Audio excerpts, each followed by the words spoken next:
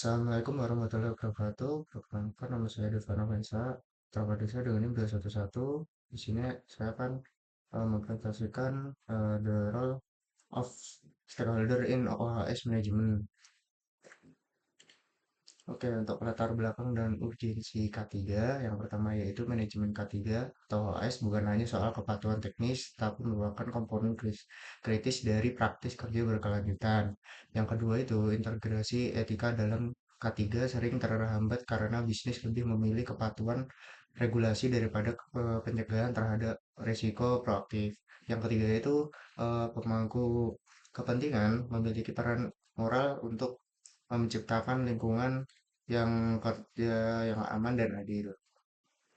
Lalu untuk selanjutnya ini jurnal yang saya ambil itu ada dua, yaitu yang pertama dari tahun 2025 dan tahun 2023. Lalu selanjutnya ada kepemimpinan etis dalam eh, K3, yaitu yang pertama kepemimpinan etis sangat mempengaruhi persepsi dan kepatuhan karyawan terhadap prosedur keselamatan. Lalu yang kedua itu nilai-nilai seperti transparansi dan akuntabilitas adalah kunci untuk membangun kepercayaan dalam program K3.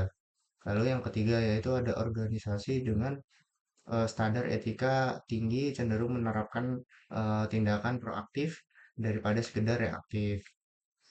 Lalu yang selanjutnya eh, ada studi kasus industri konstruksi. Yang pertama, ya ini penelitian ini dilakukan pada 35 perusahaan konstruksi di wilayah Makedonia dan Trans. Lalu yang kedua itu perusahaan yang menerapkan program kesehatan sistematis, mencatat tingkat kecelakaan dan absensi yang lebih rendah. Lalu untuk selanjutnya, sistem keterlibatan stakeholder. Yang pertama yaitu kesuksesan K3 bergantung pada partisipasi aktif karyawan di semua level organisasi. Lalu yang kedua sebagai eksternal seperti pemerintah dan regulator berperan penting dalam memberikan bimbingan teknis dan insentif. Lalu yang terakhir yaitu keterlibatan pemangku kepentingan eh, memfasilitasi dialog dua arah yang menyelaraskan harapan semua pihak. Oke, untuk selanjutnya peran stakeholder dalam era digital itu yang pertama ada transformasi digital membantu stakeholder memantau risiko kerja secara lebih efisiensi. Lalu yang kedua teknologi seperti big data dan AI digunakan oleh pemangku kepentingan untuk memprediksi kecelakaan dan optimalkan efisiensi energi. Nah, namun yang ketiga ini efektivitas teknologi ini tetap bergantung pada perubahan budaya organisasi yang didukung oleh para pemimpin. Oke, untuk yang selanjutnya itu tantangan integrasi stakeholder. Yaitu yang pertama sering terjadi ketegangan antara efisiensi biaya perusahaan dengan tanggung jawab etis terhadap keselamatan karyawan. Lalu yang kedua struktur organisasi yang terlalu hierarki dapat menghambat karyawan itu untuk berpartisipasi aktif dalam pengambilan keputusan ketiga. Yang terakhir itu kurangnya sumber daya pada perusahaan kecil yang sering menyebabkan pendekatan ketiga yang bersifat reaktif. Lalu yang selanjutnya itu ada sinergi etika dan partisipasi.